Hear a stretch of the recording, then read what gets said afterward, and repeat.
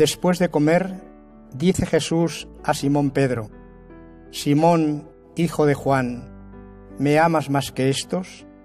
Él le contestó: Sí, Señor, tú sabes que te quiero. Jesús le dice: apacienta mis corderos. Por segunda vez le pregunta: Simón, hijo de Juan, ¿me amas? Él le contesta: Sí, Señor, tú sabes que te quiero. Él le dice: pastorea mis ovejas. Por tercera vez le pregunta: Simón, hijo de Juan, ¿me quieres? Se entristeció Pedro de que le preguntara por tercera vez: ¿me quieres? Y le contestó: Señor, tú conoces todo, tú sabes que te quiero. Jesús le dice: apacienta mis ovejas. En verdad te digo, cuando eras joven, tú mismo te ceñías e ibas a donde querías. Pero cuando seas viejo, extenderás las manos, otro te ceñirá y te llevará a donde no quieras.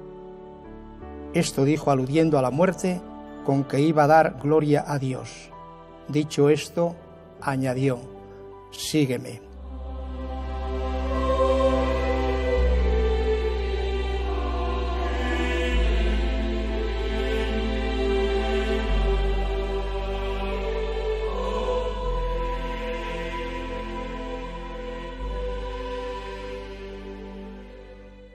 Don Vicente Jiménez, arzobispo emérito de Zaragoza, muy bienvenido, precisamente eméritos. Pues muy bien hallado, y me agradezco esta amable invitación que me hace 13 COPE y Televisión para practicar este programa de eméritos, que lo he seguido y me gusta mucho. Usted no ha parado. No sé si preguntarle cómo se vive como emérito, porque no sé si está en esa condición todavía. Sí, soy un obispo emérito, pero que sigue trabajando. Y quiero seguir el consejo que decía San Bruno a sus monjes: practicar un ocio laborioso y reposar en una sosegada actividad. Este tiempo de emeritaje es una oportunidad para una oración más prolongada y sin prisas, para un retiro silencioso, para una prudencia también callada, y para dar gracias a Dios por tantos beneficios como ha derramado en mi vida y pedirle perdón por mis faltas y pecados.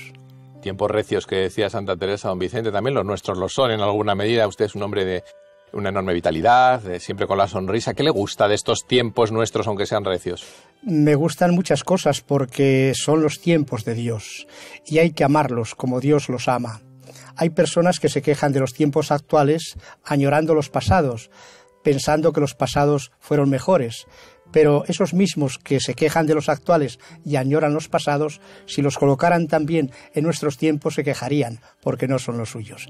Hay que amar el tiempo en que vivimos, con luces y con sombras, pero siempre con mucha más luz que sombra, porque si hay sombra es porque hay luz. Vamos con alguna sombra, aunque sea pequeña o mediana, alguna sombra de nuestro tiempo. ¿Cuál la sombra de nuestro tiempo es una quiebra en la visión antropológica del hombre, que tiene repercusiones para una desvinculación con Dios, una desvinculación también con la persona, con la propia familia y hasta con la sociedad. De tal manera que yo creo que hay que recuperar la visión integral del hombre, que no es un mero individuo, que forma una familia y que construye la sociedad y que está abierto pues al desarrollo integral de todas las posibilidades que una persona tiene. Coordinador del equipo de la Conferencia Episcopal para el Sínodo, que imagino que le está dando trabajo, del bueno, pero trabajo. Sí, los hermanos de la Conferencia Episcopal me confiaron, aunque era obispo emérito, la tarea de ser el obispo coordinador del equipo sinodal. 8 personas, don Luis Argüello también como obispo, también Josécho, el director de la Oficina de Información de la Conferencia Episcopal, don Luis Manuel Romero, que es director del secretariado de la Comisión Episcopal para Laicos, Familia y Vida, María José Tuñón, directora de la Comisión Episcopal para la Vida Consagrada, también una joven que es Olaya García, que lleva todo el mundo de los jóvenes y de renovación carismática, y también Loli García Pi, que es la presidenta del Foro de Laicos. Hemos llevado una tarea importante para coordinar el trabajo del sínodo en la fase diocesana y también en la fase continental que hemos participado de ella en Praga. Mi tarea es coordinar y dejar también y repartir tareas para que todos trabajaran. Sínodo es caminar juntos, esto es la misma Iglesia. ¿Por qué ahora se cuestiona mucha gente un sínodo de la sinodalidad? ¿Qué acento tiene? Bueno, pues yo creo que el sínodo, como dice el Papa Francisco, es una de las herencias más valiosas del Concilio Vaticano II. Y sínodo es sinónimo de iglesia, de tal manera que ya San Juan Crisóstomo, un padre de la iglesia del siglo IV, decía que iglesia y sínodo son sinónimos. El sínodo es constitutivamente la iglesia toda ella es sinodal. Y está enraizado el sínodo en las raíces de la eclesiología de comunión del Concilio de Vaticano II, sobre todo el capítulo 2, todos somos pueblo de Dios, todos bautizados, todos seguimos a Jesucristo, todos caminamos juntos, tenemos que vivir la comunión para realizar la misión evangelizadora, participando todos según los dones y carismas que cada uno tiene. Todo es mejorable, don Vicente, pero ¿no lo estamos haciendo del todo bien ahora, esto de caminar juntos? Bueno, cuando el Papa ha convocado este sínodo sobre la sinodalidad, ha habido resistencias por parte de algunos grupos de la Iglesia, curiosamente por parte de algunos sacerdotes, porque ha sido acogido muy bien el sínodo con ilusión y con esperanza por parte de los laicos y de la vida consagrada, no así tanto por algún grupo de sacerdotes, pero poco a poco han ido entrando en la fase diocesana y en la fase continental. ¿Tiene algo que ver con el llamado camino sinodal alemán? ¿Le preocupa esto? Bueno, sí preocupa porque pudiera ser un desvío de lo que es la finalidad de un sínodo si se siguiera el camino sinodal. El Papa les ha dado la orientación real diciendo que el sínodo tiene que acoger el Concilio Vaticano II y el Concilio Vaticano II nos invita a todos a caminar al unísono dentro de la misma Iglesia, no al margen de la Iglesia o fuera de la Iglesia, y que hay que ver el todo y no la parte o el fragmento. Los conflictos no nos deben enquistar, sino que debe ser una oportunidad para solucionarlos desde horizontes amplios, desde el horizonte de la eclesialidad y de la comunión de la Iglesia universal, no de una iglesia particular, por muy importante que sea como es Alemania. No es solo ni ya un sínodo de obispos, es un sínodo donde por primera vez tienen voz también otra gente, por ejemplo laicos. ¿Qué novedad aporta esto? Sí, este sínodo tiene varias novedades. La primera es que es un sínodo explícitamente eclesiológico. Los demás sínodos trataban temas concretos sobre la familia, la juventud, los sacerdotes, la vida consagrada. Este es un sínodo sobre la sinodalidad, la Iglesia constitutivamente sinodal. Primera novedad. Segundo, ha sido con un proceso. Los demás sínodos tenían un instrumentum laboris, se estudiaba, tenían unas reuniones durante el mes de octubre ordinariamente en Roma, presentaban al Papa unas propuestas y el Papa luego lo sancionaba con una exhortación apostólica posinodal. Y la novedad también que hay ahora es que por primera vez participan miembros que no son obispos. Usted que lo ha conocido bien, don Vicente, ¿cómo ha sido este proceso en España? Porque a veces en los propios medios, desde los propios medios nos llega mucha hojarasca, mucho ruido, ¿no? Sí, una cosa es el sínodo mediático y otra cosa es el sínodo real. El sínodo real yo creo que ha sido, en términos generales, muy positivo, porque ha participado mucha más gente de la que habitualmente participa en nuestras diócesis, en nuestras parroquias, en nuestros movimientos apostólicos, en nuestros grupos, en la vida consagrada. Todas las diócesis han participado. Todas las asociaciones y movimientos apostólicos han participado, cofradías han participado y mucha gente a través del llamado sínodo digital que han podido participar por los medios actuales. Por tanto, yo que conozco cómo ha sido el proceso en España, puedo afirmar que ha sido un proceso satisfactorio y globalmente positivo. Con la facilidad que nos permite la televisión, vamos a darle un repaso a su vida, pero vamos de casi de adelante hacia atrás. ¿Cómo son los maños? ¿Cómo es la iglesia que peregrina en Zaragoza? Pues los maños son muy nobles, como dice Talajota, nobleza baturra, y he sido bien acogido. Zaragoza pues es una diócesis apostólica desde el primer momento, porque aquí estuvo Santiago el Mayor, el amigo del Señor, y fue confortado con la presencia de la Virgen María, que vino en carne mortal a Zaragoza. Bendita y alabada sea la hora que María Santísima vino en carne mortal a Zaragoza. Por siempre sea bendita y alabada. Es una iglesia también martirial desde el primer momento, con Santa Engracia y los innumerables mártires de Zaragoza. Tiene una gran basílica aquí en la ciudad de Zaragoza. Y es una diócesis eminentemente mariana, porque en Zaragoza todo empieza y todo acaba en el Pilar. Y la gente va a ver a la Virgen, porque los fieles de Zaragoza y de Aragón rezan mirando a la Virgen, con los ojos. Vamos a ver a la Virgen. Y viéndola, están contentos con la Madre y le rezan. Y yo le digo Santander, ¿y qué es lo primero que le pasa por la cabeza y por el corazón? Bueno, pues me pasa como uno de los lugares del corazón. Y pienso también en los mártires que tienen allí las reliquias de Emeterio y Celedonio. Precisamente Santander viene de San Emeter, San Emeterio. Fueron mártires de la época del siglo III, IV, y mártires calagurritanos en Calahorra, pero sus reliquias, sus cabezas vinieron a Santander en la época musulmana. Dan el nombre a la ciudad y son los patronos de Santander y de la diócesis. Y me evoca también la Virgen bien aparecida, que es la patrona de todo Cantabria. Vamos a su casa en sentido estricto, Osma Soria. Osma Soria pues es el lugar donde yo he nacido a la fe, donde he estudiado en el seminario de Burgo de Osma y donde por la gracia de Dios pues fui obispo de mi propia grey, de mi propio pueblo. Eso de que nadie es profeta en su tierra, pues el Señor quiso que fuera profeta en mi tierra. ¿Cómo es Ágreda? Hablando del lugar donde nació, de su pueblo natal, ¿va mucho por allí? Pues Ágreda es la villa de las tres culturas, de judíos, musulmanes y cristianos. Es un conjunto histórico-artístico, es encrucijada de reinos de Navarra, Aragón y Castilla, y es un lugar para vivir a la sombra del Moncayo. Voy con bastante frecuencia para los actos importantes y también paso allí unos días de descanso en verano para compartir pues gozos y alegrías, esperanzas y algún sufrimiento con las gentes de mi pueblo. Ágreda también la llevo en el corazón.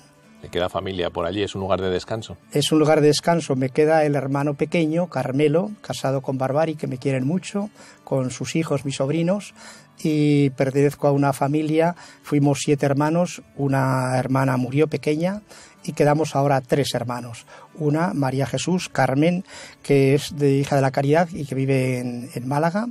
Después un servidor que está ahora aquí en Zaragoza como arzobispo emérito y mi hermano Carmelo, al que acabo de citar, donde paso con él, y él es ahora el lugar de reunión de los hermanos. Cuando viven los padres concitan y congregan.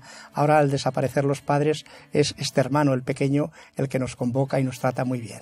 ¿Cómo eran sus padres, don Vicente? Háblenos de ellos. Pues mis padres, Vicente y Silvina, eran labradores de tierras muy sencillas, con unas pequeñas ovejas, y eran honrados trabajadores y sencillos cristianos. Y quiero contar una anécdota que me dijo mi padre cuando yo fui al seminario. Yo fui al seminario con 12 años, siguiendo a otros chicos y niños que íbamos entonces al seminario menor de Burgo de Osma.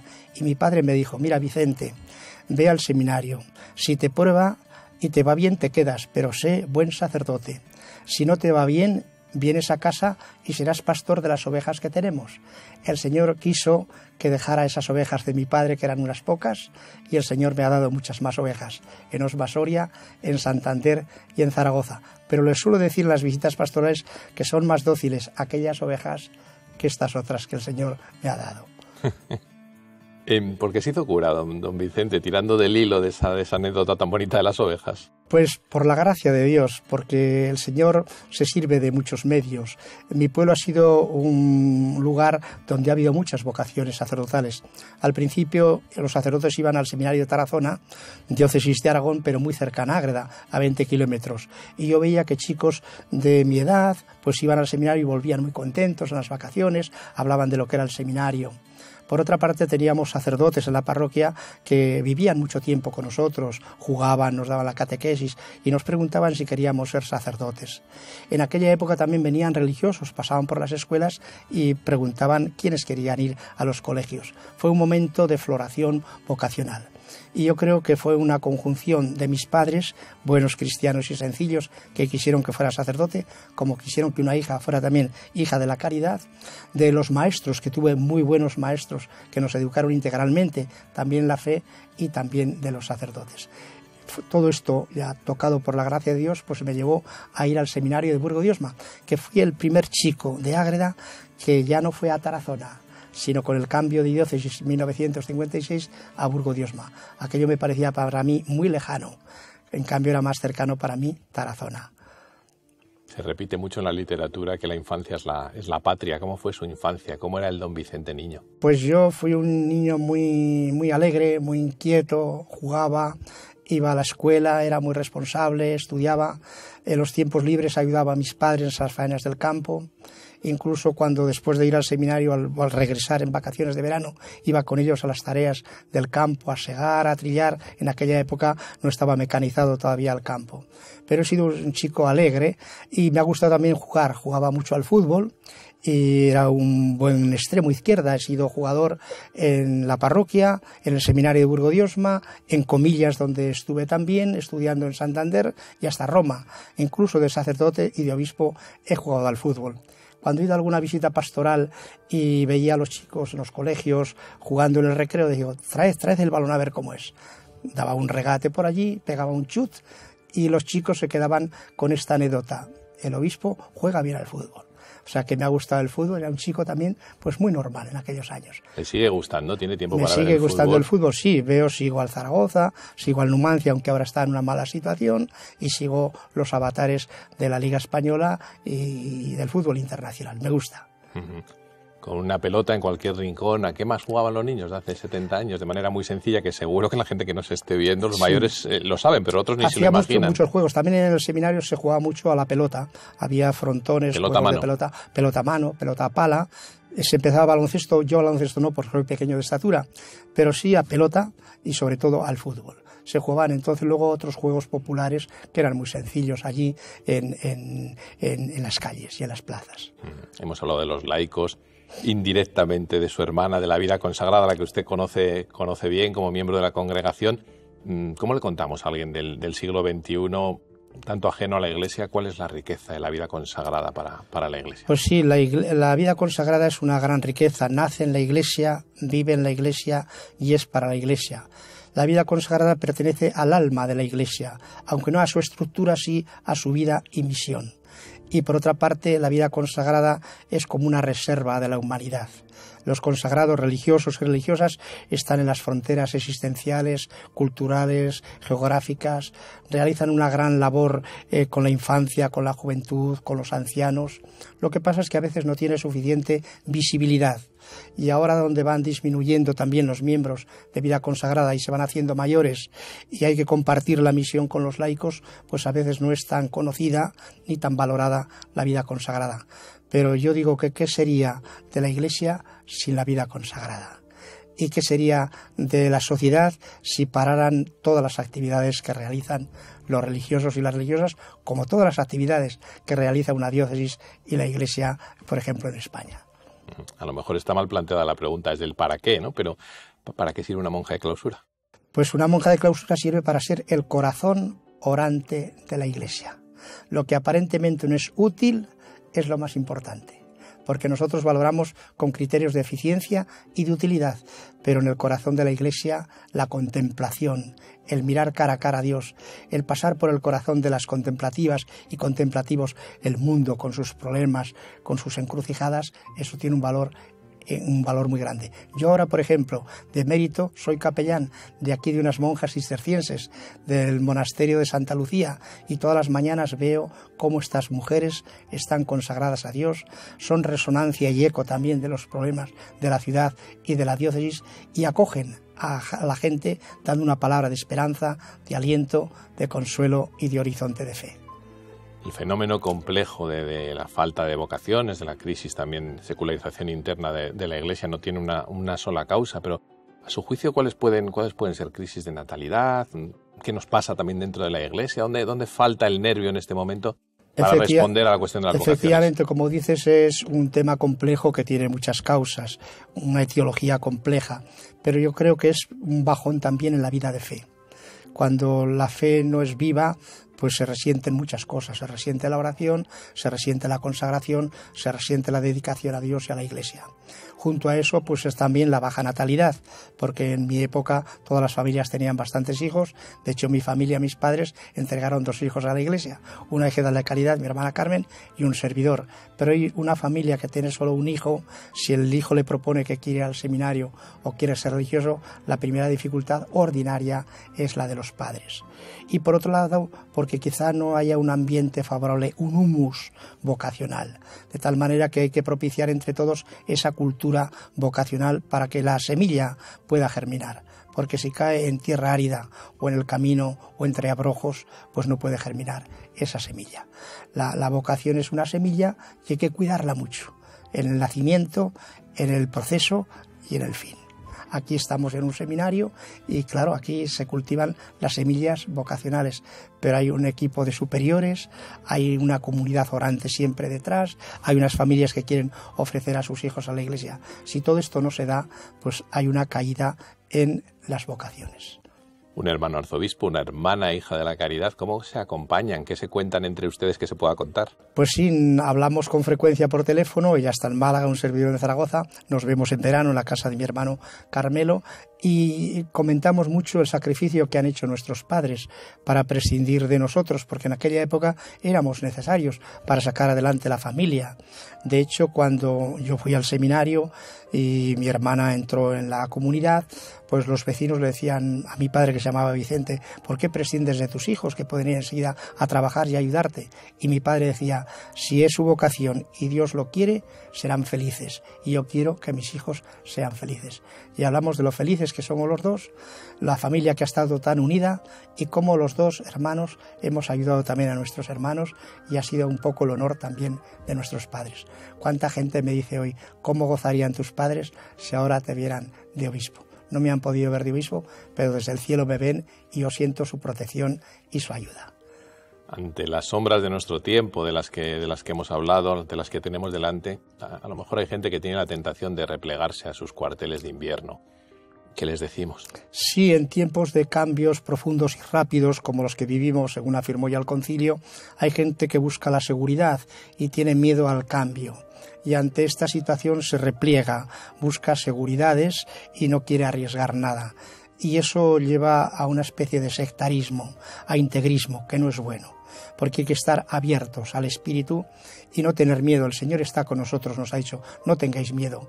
Yo estoy con vosotros todos los días hasta el fin del mundo. La Iglesia está en las mejores manos, que son las manos del Espíritu y las manos del Señor, que es su Iglesia. Y quiere que nosotros no pongamos obstáculos, que seamos fieles colaboradores y buenos trabajadores en su viña, que es la viña del Señor. Pero es la mejor viña, porque es la viña escogida y por la que Él ha dado su vida y ha entregado todo. Por tanto, yo a esta gente le diría que no tengan miedo. Como a los discípulos en la barca que creen que todo se va a hundir, el Señor está ahí. ¿Por qué no tenéis fe? ¿Por qué sois tan cobardes? Yo estoy con vosotros. Por tanto, siempre ante el miedo, la esperanza. Ante el miedo, la alegría. Ante el miedo, la pasión por vivir estos tiempos recios que nos toca vivir. ¿Cómo son los que no tienen miedo? ¿Cómo son los jóvenes de la Iglesia hoy? Usted que ha tenido mucho contacto con ellos también. Pues los jóvenes son fruto de su tiempo, tienen muchos valores, tienen también algunas deficiencias, pero yo creo que son auténticos, son sinceros. Los que responden a la llamada del Señor lo hacen con generosidad y son muy, muy altruistas, y yo creo que esto se está viendo, por ejemplo, pues en las jornadas mundiales de la juventud, como la última, la de Lisboa, que será sin duda pues un hito para muchos jóvenes que marcarán en sus vidas una entrega, un antes y un después. Yo creo en los jóvenes, porque no solo la Iglesia tiene que evangelizar a los jóvenes, sino tiene que evangelizar con los jóvenes, y los jóvenes son protagonistas y sujetos también de la evangelización, no solo de otros jóvenes, sino también incluso de los mayores. El Papa quiere que haya mucho ese diálogo intergeneracional, de jóvenes con mayores, de mayores con jóvenes. Juntos tenemos que trenzar el tejido de la Iglesia comunional. Vámonos a ese encuentro intergeneracional. ¿Y los mayores? ¿Cómo son los mayores que han vivido la primera pandemia global de su historia? Ya mayores. Cuando hablamos de pandemias, de soledades, ¿cómo son los mayores con los que usted se encuentra? Pues los mayores son personas ante los que tenemos que inclinarnos, verlos con veneración, porque han trabajado mucho, han sufrido mucho, han gozado bastante y nos han legado lo mejor. Hoy muchas de las cosas que tenemos la debemos a la generación mayor. Incluso la transmisión de la fe, que es el gran valor, es fruto muchas veces de los mayores, de los abuelos, que transmiten la fe a sus nietos. Porque hay matrimonios que no viven la fe y no son capaces de transmitirlas. Pero los abuelos que quieren mucho a sus nietos, quieren que sean creyentes, que sigan a Jesucristo. Y son los primeros transmisores y educadores de la fe de sus nietos. Por tanto, la generación mayor es un gran valor. La tercera edad, la vida ascendente, es un gran valor que tenemos que tener en cuenta en la Iglesia, porque no somos algo pasivo, somos también fuerza activa. Uno envejece cuando se le arrugan las esperanzas y no abriga proyectos, pero es tan joven como tiene proyectos y tiene esperanza. Y hay mucha gente mayor que tiene esperanza porque tiene proyectos. Tendrá más de uno, pero si le hago elegir uno o una, ¿cuál es su santa favorita o su santo favorito? Bueno, el santo que me ha gustado ha sido San Agustín. Un hombre de búsqueda, un hombre de sed de Dios, y se encuentra tarde. Pero tarde te encontré, hermosura siempre nueva, y tarde te encontré. Y el libro de las confesiones es tremendamente actual. Ahí podemos vernos reflejados, porque ahí está un análisis en profundidad lo que es el misterio de la vida del hombre. Buscador de Dios, de la belleza, de la verdad. El hombre tiene sed de Dios. Y mi alma está inquieta hasta que descanse en Dios. Para mí, San Agustín, el santo preferido. Usted también lo ve en la universidad, sin duda, con la gente joven, con los universitarios, que hay sed, que hay búsqueda, no se sabe muchas veces de qué, pero que hay corazones inquietos, sin duda. ¿Usted también tiene esta percepción? Sí, hay sed en el fondo de Dios. Se cumple aquello que decía también Antonio Machado, que cantó muy bien a mi tierra de Soria. Bueno es saber que los vasos sirven para beber. Lo malo es si no sé para qué sirve la sed. Hay que aquel que llega sediente y ve el río correr, pero dice, la sed que yo siento no me la calma el beber. Hay que buscar y dar sentido de la vida, sentido de trascendencia. ¿Para qué vivimos? ¿Para qué estamos en esta vida? Y eso nos lo ofrece la fe, nos lo ofrece Dios, que es la meta y el destino de nuestra vida. ¿Qué importancia han tenido en su vida, don Vicente, San Juan Pablo II y Benedicto XVI? A San Juan Pablo II lo conocí antes de ser obispo, fue el que me nombró obispo para Osma Soria, para mi propia diócesis. Tuve varios encuentros con él y lo encontré ya un poco mayor, pero un hombre de Dios, un hombre que infundía serenidad, calma y paz, y que se interesaba por los pueblos pequeños, porque al decirle que yo era una diócesis de 10.000 kilómetros cuadrados, con 500 parroquias, con pocos sacerdotes, dice, cuide mucho a los sacerdotes porque tienen que hacer muchos kilómetros cada domingo para ser presencia del Señor en la Eucaristía. Tengo ese encuentro con el Papa. San Juan Pablo II. Benedicto XVI lo conocí también de prefecto de la doctrina de la fe. Con él fui a hablar para el tema de la beatificación de una gran monja de mi pueblo, Sor María de Jesús de Ágreda, autora de la mística Ciudad de Dios, defensora de la Inmaculada, consejera del rey Felipe IV. Y él me dijo que la causa podría avanzar, pero que se requerían estudios ulteriores. Y le conocí de prefecto, y luego de Papa me nombró obispo de Santander. Y con el Papa Francisco he tenido más encuentros. Él mismo fue el que me anunció, estaba yo en Roma, en la Congregación para los Institutos de Vida Consagrada y Sociedades de Vida Apostólica, de la que soy miembro todavía, y al presentarme yo como obispo de Santander, él me dijo, no, usted va a ser desde mañana arzobispo de Zaragoza. Desde entonces pues he tenido relación, cuando me impuso el palio, cuando he ido también a las congregaciones romanas, que al final siempre nos recibe y podemos compartir un rato breve. Y por supuesto en la visita ad limina, que tuve la ocasión también de compartir con él. ¿Por qué cree que la recepción de su pontificado, el pontificado del Papa Francisco, está siendo tan complicada en la Iglesia en general y también en España en particular? Sí, cada papa tiene un estilo. La sucesión apostólica permanece y Cristo permanece en los pastores y en los sucesores de Pedro, pero cada uno le da una impronta. El Papa viene con el aire también de Sudamérica, viene con Aparecida y viene desde Argentina, La Iglesia en América está bastante en movimiento, en acción, en dinamismo, y él quiere que seamos una Iglesia pues en marcha, una Iglesia en salida, una Iglesia hacia las periferias existenciales, una frase acuñada por él. Y esto pues alguna gente que estaba muy bien encorsetada, muy bien en sus seguridades, muy bien en sus aposentos, pues la ha dejado un poco descolocada y no quieren arriesgar y no quieren entrar por esta senda y por este camino del movimiento, de la renovación y de la reforma. Y por eso pues tiene también gente que no acepta su magisterio o incluso no acepta su persona. Es la cruz del pontífice, como es la cruz de todo cristiano, que no siempre somos recibidos. Un obispo decía: a mí todo el mundo me quiere, unos bien y otros mal, pero todos me quieren. También al Papa le quieren todos, pero unos bien y otros mal. Muchos más le quieren bien que los que le quieren mal. Dice con gracejo argentino algunas veces que tenemos que rezar por él, pero a favor, no Claro. No en contra. Imaginemos que nos están viendo entre esa televisión algún cristiano, un católico de buena voluntad, que le cuesta. ¿Qué le decimos? Pues le decimos que vea el sucesor de Pedro, que no se fije solamente en el nombre de Bergoglio, se fije en qué es Pedro, en qué es la piedra sobre el que Cristo funda la Iglesia y es el que nos confirma en la fe. Tenemos que tener una visión sobrenatural sobre la figura del Papa, no en cuanto a persona concreta, sino en lo que es elegido por el Señor para ser sucesor de Pedro. Y tú confirma, mis hermanos, en la fe. Es el que nos confirma la fe. Siempre cum Petro et sus Petro, siempre con Pedro y bajo Pedro. Vamos a tirar del hilo de la visión sobrenatural, no ya para hablar del Papa, sino para tratar de explicarle a la gente cómo es la esperanza cristiana. Aquellos que nos estén viendo y que poco menos crean que tenemos un amigo imaginario. Bueno, la esperanza es la virtud del que camina, del caminante. Y el que camina tiene una meta. Y la meta es el encuentro con el Señor en la vida eterna. Aquí somos peregrinos, somos viandantes que buscamos la patria definitiva, la patria del cielo.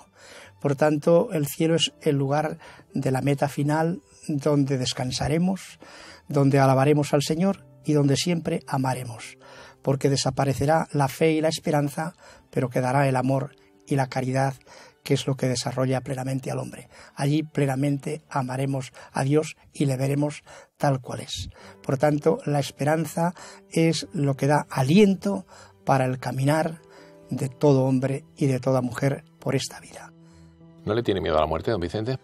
Pues miedo no, siento a lo mejor algo de temor, porque el temor es un don del Espíritu. El temor santo, nace de la religión y de la piedad, y nace de la desproporción que hay entre Dios infinitamente bueno y Padre, que me ha dado todo, y mi contingencia, mi vulnerabilidad, mi creaturalidad y mi pecado, que no responde a tanta grandeza, a tanta misericordia. Y uno a lo mejor en la hora de la muerte pues piensa a ver si tiene el peso suficiente para pasar en la báscula y San Miguel pues nos eche un empujón para que podamos pasar con las almas a la patria del cielo, a la patria del paraíso. Pero miedo no, tengo confianza, confío infinitamente en la misericordia del Señor. ¿Por qué le parece que nuestro tiempo quita del foco a la muerte, don Vicente? ¿Por qué la oculta tanto? Pues sí, la oculta, porque por ejemplo en los hospitales aparece en primer plano y todo eso los niños que nacen, pero los tanatorios y los velatorios están retirados. La muerte es tabú, cuando la muerte es parte de la vida. La muerte es el episodio de la vida y la muerte es lo que verifica la vida, porque la muerte es lo que sanciona todo lo que ha sido la vida. Qualis vita, fines ita, decían los clásicos. Como es la vida, así es el final, así es la muerte. Y la muerte es el fruto de la cosecha. Recoger todo lo que aquí hemos sembrado, pues lo ponemos en las manos. Los dones que tú me diste, los quise multiplicar. Si fallos hay en mi cuenta, tú los sabrás perdonar. Pero ponernos así, con nuestras manos, con lo que tengamos, con los dones que Dios nos ha dado, los hemos hecho fructificar, pues esperar que el Señor nos diga: siervo bueno y fiel, pasa al banquete de tu Señor. Que no tengan miedo, que confíen en el Señor, porque nos quiere más que lo que nosotros nos queremos a nosotros mismos. La vida que termina, la vida que empieza, gente que dice: ¿por qué se meten los obispos en estas cosas del aborto y la eutanasia? ¿Por qué? Bueno, porque son valores fundamentales de la persona humana. La vida es un regalo de Dios, la vida se nos ha dado y la merecemos cuando la entregamos, no cuando la suprimimos y la eliminamos. Y luego la vida en el final pues también requiere cuidados paliativos, morir con dignidad, pero no precipitar la muerte. En la vida y en la muerte somos del Señor, somos administradores de este gran don y este gran regalo y talento que Dios nos ha dado de la vida, y es la que tenemos que aprovechar para fructificar y para entregársela al Señor. Pero nunca somos dueños absolutos ni de la vida ni de la muerte. También la vida que a los ojos del mundo no vale nada, que no es útil, como decíamos antes, la vida de una persona con grave discapacidad, por ejemplo. Pues la vida vale por ser vida humana, independientemente sea con capacidad o no capacidad. ¿Quién es el que marca la frontera de capacidad o no capacidad? Muchas personas que decimos hoy con no suficiente capacidad tienen otras capacidades que nosotros quizá no tenemos. Una persona con síndrome de Down puede ser el centro de la familia y puede derrochar alegría, ilusión y darnos más que lo que nosotros esperamos. Por tanto, una vida tiene valor humana por ser vida en sí misma, por ser regalo y don de Dios. No podemos ponerle adjetivos y esta vida vale y esta no. ¿Quién es juez y árbitro de la vida de los demás? La familia en el centro a la que se refería. Porque una sociedad que no cuida a la familia, ¿cómo le explicamos a la gente? Es una sociedad sin futuro desde su propia experiencia. Por ejemplo, usted que ve a sus hermanos, a sus sobrinos alrededor. Sí, la familia es la célula de la sociedad y la iglesia doméstica para la iglesia.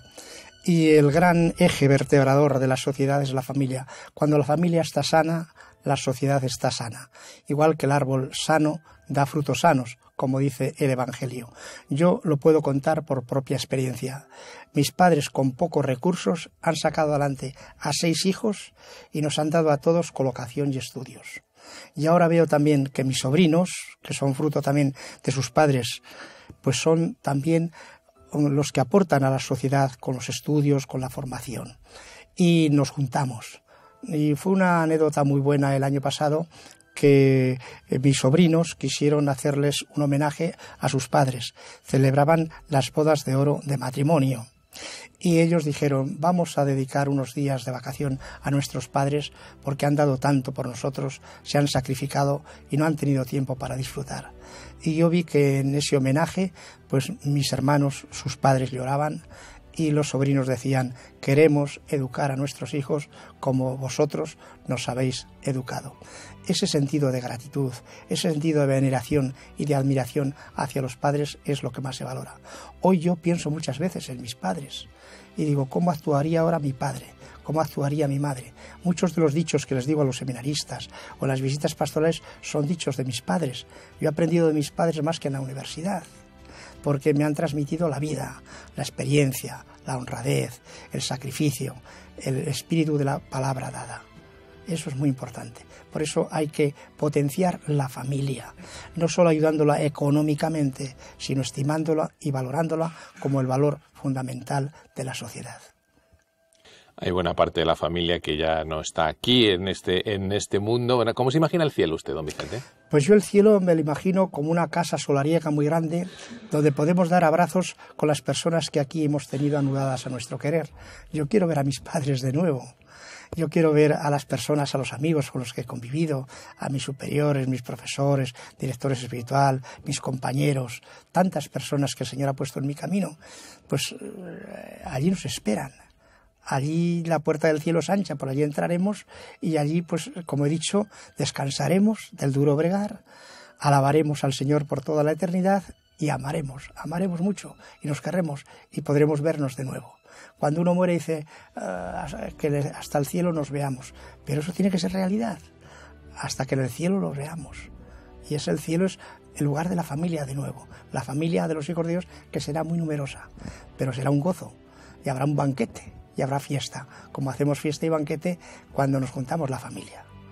Como le contamos a la gente que esta esperanza no es vana, que hay una intuición razonada de que esta vida pide otra y de que un buen encuentro, nos estaba relatando muchos buenos encuentros, piden un reencuentro, ¿no? Claro, claro. El cielo es la plenitud de lo que aquí hemos sembrado. Allí encontraremos todo lo mejor que hemos encontrado en esta vida. Y por eso esta vida no termina, se transforma. Y al morir adquirimos vida más plena y mejor. Esto creo que es importante. Y no hay ruptura, hay continuidad pero en plenitud. Y será un mundo nuevo que no nos podemos ni imaginar de lo dichoso y feliz y bienaventurado que será. Imagine que tiene el privilegio de despedirse, no solo de este programa, siempre nos preguntan cómo le gustaría ser recordado, ¿no? Pero bueno, ¿cómo le gustaría que fuera su epitafio audiovisual? Si tuviera el privilegio de decir, bueno, mis últimas palabras, quedaos con estas, ¿cuáles serían? Pues que me vieran como un hombre sencillo y trabajador, y que en el epitafio de mi tumba pudiera figurar las últimas palabras del Te Deum, in te Domine speravi, non confundar in eterno. En ti, Señor, confié y esperé, no quedaré confundido nunca, para siempre. Don Vicente, muchas gracias. Ha sido un placer. Lo he dicho antes, el buen encuentro requiere un reencuentro, así que a nosotros nos gusta decir que dejamos la puerta abierta por si acaso, Dios sabrá, pero gracias por haberse prestado a esta radiografía de méritos. Pues sí, muchísimas gracias. Me he sentido muy cómodo, muy a gusto, y ojalá que mi testimonio y mis palabras lleguen a otros, porque el Señor se sirve de estos pobres obispos para ser ejemplo para otros y para estimular a la vida humana y a la vida de fe. Creo que tenemos todavía mucho que decir y mucho que hacer en la Iglesia y en la sociedad. Pues desde Zaragoza hasta que Dios quiera. Muchísimas gracias.